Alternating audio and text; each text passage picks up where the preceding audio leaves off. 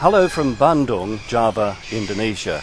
Recently, I was asked to perform what I consider to be an honour and a pleasurable task. That is, to talk about my father, David Fleay. A remarkable man and a remarkable life. And here are just some highlights of my father, David Fleay.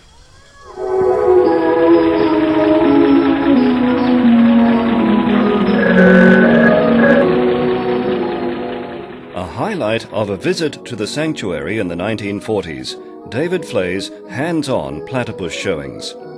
The sanctuary director was there at the platypusery every afternoon to feed and display, in his words, the animal that Noah forgot. They literally ate right out of his hand. The first breeding of a platypus in captivity took place here at the sanctuary, and it was a world media event. David had carried out this scientific feat. David Fleay's pet wedge-tailed eagle, Horatius. If falconry is the sport of kings, then eaglery must certainly be on a far higher plane. Horatius flew free, pesky rabbits had no chance, and the eagle always returned to her master. You see, later it was discovered that Horatius was really Horatia when she became a mother. Back in 1933, a visit to the then Hobart Zoo for a special meeting with one of the only surviving captive thylacines. The young naturalist was armed with both a still and a cine camera. This rare footage survives. And what a welcome was in store! My father wrote later he was honoured to have been bitten on the backside by Benjamin, a lasting memento of the species which no longer exists. One of David's photos has been widely reproduced and even appeared on an Australian postage stamp. David Fleay's natural history experiences have been chronicled in his books and articles. The Breeding of the Platypus in Captivity. Maud Glover Fleay's beautiful portrait of a sugar glider covers the second book. Nearly 4 decades of weekly nature notes in Brisbane's Courier Mail newspaper.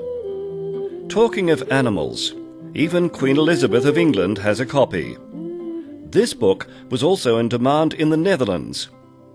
The sequel, Living with Animals, also contained short stories about Australian fauna. And again, there was a Dutch version. David Fleay wrote and looked at animals through the camera lens. The owls of Australia came in for special mention. Then the most detailed look at the platypus ever put to paper. My sister Rosemary's compilation of our father's writings about wedge-tails. And Rosemary's most recent book, all about the life of David Fleay. We cannot forget the important role in all this played by our mother, Mary Sigrid Fleay. Sigrid Fleay, portrayed by American cartoonist Bill Bates, rushes some bush critters to her husband, trailed by faithful but exhausted pug dogs. The genius will like these, sums up our mother's devotion. To Sigrid Fleay, her husband was tall, dark, and handsome, and she stood by him every step of the way.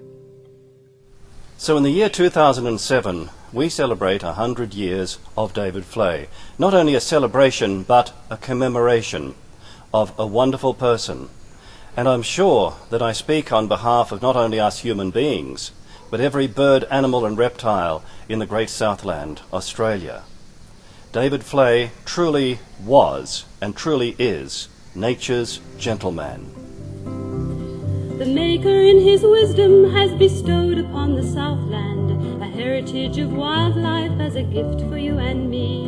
All like their Mother Nature in their gentleness and beauty, let us cherish them forever, ever living, ever free. The wildlife of Australia, strange, unique and lovely, let us cherish it forever for the whole wide world to see.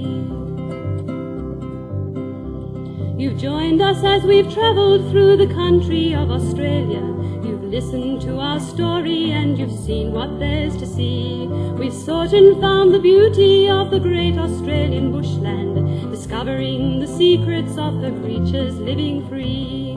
We've wandered through her valleys, by her beaches, plains and mountains, a trip to nature's paradise, her wonders for